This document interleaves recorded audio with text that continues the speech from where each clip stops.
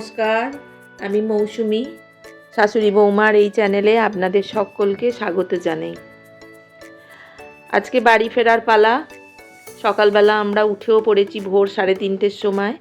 রিমা ওই দিক থেকে ফোন করে আমাদের তুলেও দিয়েছে। এখন 4:30 মতন বাজে। আমরা সমস্ত রেডি হয়ে গেছি, সমস্ত লাগেজ আমাদের গোছানো কমপ্লিট। সেই সুযোগে আমরা দুজনে একটু বারান্দায় বসে সমুদ্রটাকে শেষবারের মতন দেখে নিলাম। সকাল 4:45 বাজে আমরা বেরিয়েও পড়েছি। আমাদের জন্য নিচে অটো এসেও গেছে। হোটেলের দাদারা আমাদের লাগেজগুলো অটোতে তুলেও দিচ্ছে। এখানে অটো জানেন তো আমাদের রিজার্ভ করে রাখতে হয়নি। হোটেলের নিচেই ভোর 4টে থেকে প্রচুর অটো এসে দাঁড়ায়। সেখান থেকেই একটি অটো আমাদের ঠিক করে দিয়েছিলেন। ভোর 5:45 আমাদের ট্রেন ছিল, পুরী হাওড়া শতাব্দী এক্সপ্রেস। হোটেল থেকে স্টেশন বেশি দূরে ছিলও না। 15 মিনিটের মধ্যে চলে এসেছিলাম স্টেশনে। এসে দেখি লাইন দিয়ে দুপাশে অটো, টোটো, গাড়ি সমস্ত দাঁড়িয়ে আছে।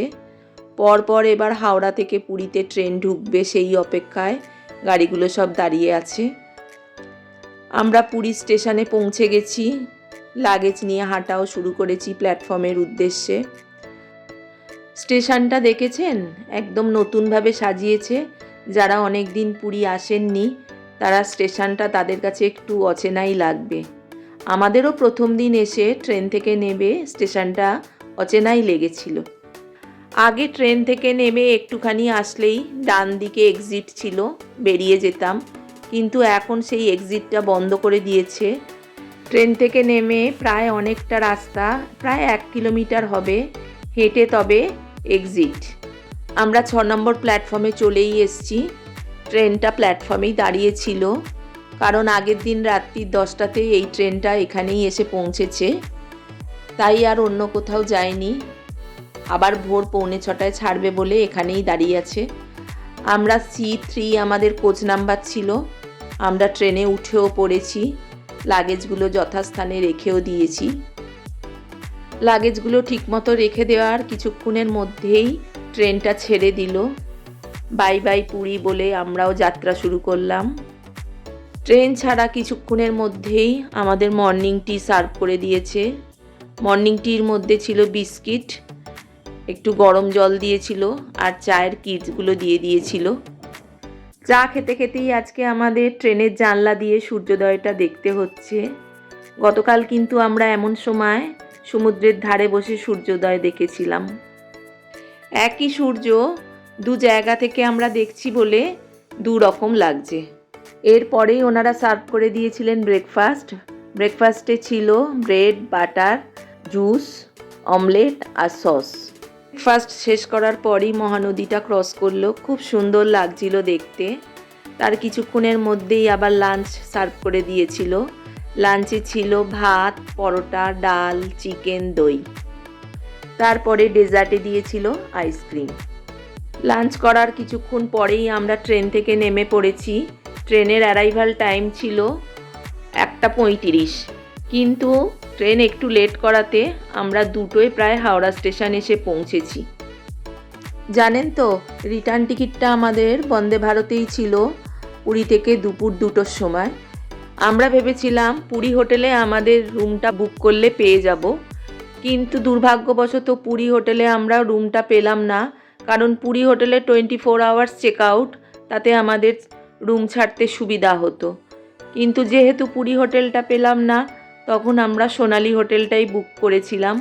সোনালি হোটেলটা যেহেতু চেক আউট ছিল মর্নিংয়ে 7টায়, তাই আমরা বন্দে ভারতটা ক্যান্সেল করতে বাধ্য হলাম।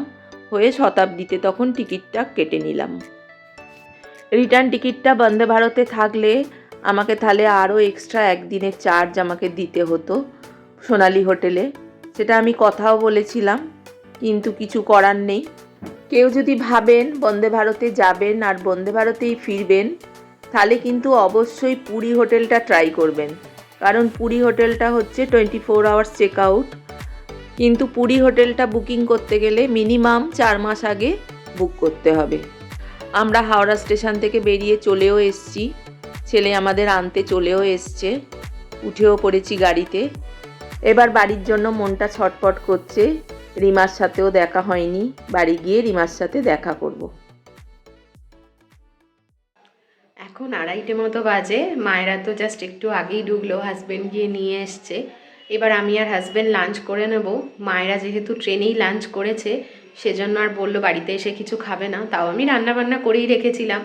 খেয়েছে তো অনেকক্ষণ, যদি একটু খিদে পেয়ে যায়। চলুন আজকে কী কী রান্না করেছি দেখাই। ভাত, কুচো চিংড়ির বড়া, কুমড়ো আলু ভাতে, পুঁই মিছরি আলু দিয়ে পোস্ত, সালাড আর মাছ। চলুন তাহলে এবার লাঞ্চটা সেরে নিই, তারপরে তো মায়ের সাথে গল্প করতে হবে, কেমন ঘুরলো, কি করলো সব কিছু মায়ের থেকে শুনবো। মারা ততক্ষণ একটু রেস্ট নিয়ে নিই, তারপরে আবার দেখা হচ্ছে। আজকে আমি ফিরে পড়েছি। আজকেও সেই ভোরবেলা পুরী থেকে স্টার্ট করেছিলাম, ছেলে গিয়ে নিয়ে এসছে। কোথাও থেকে এলে একটু ক্লান্ত তো হয়েছি, তবে খুব যে ক্লান্ত তাও নয়।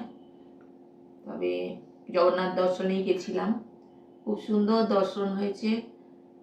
এত ফাঁকা ছিল ভাবতে পারিনি। দুবার ধরে দর্শন করেছি, প্রথমবারে ভীষণই ভিড় ছিল, ধাক্কা মারতে মারতে আমাদের নিয়ে গেছে। ওই কয়েক পলকে দর্শন করে বেরিয়ে চলে এসেছিলাম, কিন্তু ঘুরে এসেই যখন আবার বাইরে বেরোলাম দেখলাম একদম ফাঁকা। 2-4 জন করে ছুটে ছুটে যাচ্ছে, আমরাও সেই তাড়াতাড়ি করে ছুটে ছুটে গিয়ে ওই ফাঁকা লাইনের মধ্যে ঢুকলাম। ঢুকে একদম সামনে গিয়ে জগন্নাথ দর্শন করলাম। এ যেন একদম জগন্নাথ রাস্তা পরিষ্কার করে দিয়েছে আমাদের জন্য। সেকেন্ড টাইম আমরা ভীষণ সুন্দর দর্শন করেছি, মন একদম ভরে গেছে। ঘুরেওছি খুব সুন্দর, ওয়েদারও ছিল খুব ভালো। এত ভালো ঘুরবো ভাবতে পারিনি। এখানে এসে ঠান্ডাটা কেমন লাগছে? এখানে ঠান্ডার থেকে ওখানে ঠান্ডাটা বেশি লাগছিল, কারণ ওখানে সকাল 8:30-9টা থেকে বিকেল 3টে অবধি ভীষণ রোদ্দুরটা উঠতো, কিন্তু যেই 3:30 থেকে রোদ্দুরটা পড়তে শুরু করতো এত হাওয়া চালাতো, ঠান্ডা। এই যে লাগেজগুলো তো গুছিয়ে নিয়ে গেছিলাম, সেটা একটা পর্ব ছিল। এবার আনপ্যাক করতে হবে। এবার আনপ্যাক করতে হবে, এটাও একটা পর্ব। তারপর কেচে কেচে সব পরিষ্কার করে তুলতে হবে, এটা 2 দিন সময় লাগবে। এগুলোকে ফাঁকা করি, আবার তো ওদের যাওয়ার পালা। হ্যাঁ, মায়েরা ফিরেছে, এরপরেই আমাদের যাওয়া, এরপর আমাদেরও প্যাকিং স্টার্ট করতে হবে। ওদেরও প্যাকিং স্টার্ট। কি এনেছো দেখাও, ব্যাগ খোলো। এনেছি বলতে খুবই সামান্য, কিছুই সেরকম কিনিনি। কেউ বাইরে থেকে আসলে বেশ ভালো লাগে, বলুন বাড়ির লোকজন কি এনেছে সেটা দেখার জন্য। কিছুই সেরকম কিনিনি। জয় জগন্নাথ মানে খাজা, প্রসাদ, এই।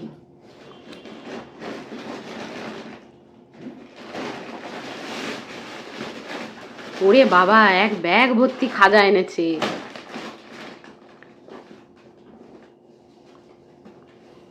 এই যে পুজোর প্রসাদ। রিমার জন্য একটা টপ নিয়েছি। বাহ, খুলে দেখাও ভালো করে। বাহ, সুন্দর দেখতে।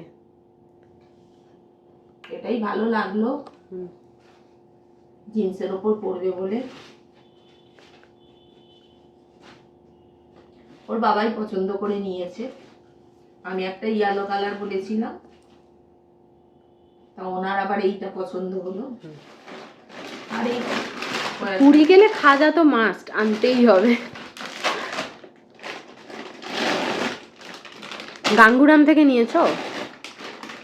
আমি গাঙ্গুরাম থেকেই নিই। গাঙ্গুরাম খাজাটা ভীষণই সুন্দর। কাকাতুয়ায় আগে নিতাম, কিন্তু এখন কাকাতুয়া আমার অতটা ভালো লাগে না।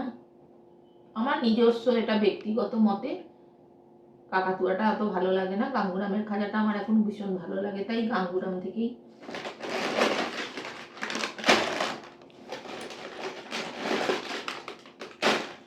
চলো এবার ব্যাগ ফ্যাগ খুলে আমি সমস্ত জিনিসগুলোকে বার করে সুটকেস ফুটকেস মুছিয়ে আবার পরিষ্কার করে রাখি। আজকের ভিডিওটা তাহলে এখানেই শেষ করছি। দেখা হবে পরের একটা নতুন ভিডিওয়ে। সকলে ভালো থেকো, সুস্থ থেকো, আমাদের পাশে থেকো। সকলের সুস্থতা ও দীর্ঘায়ু কামনা করে আজকের ভিডিওটা শেষ করছি।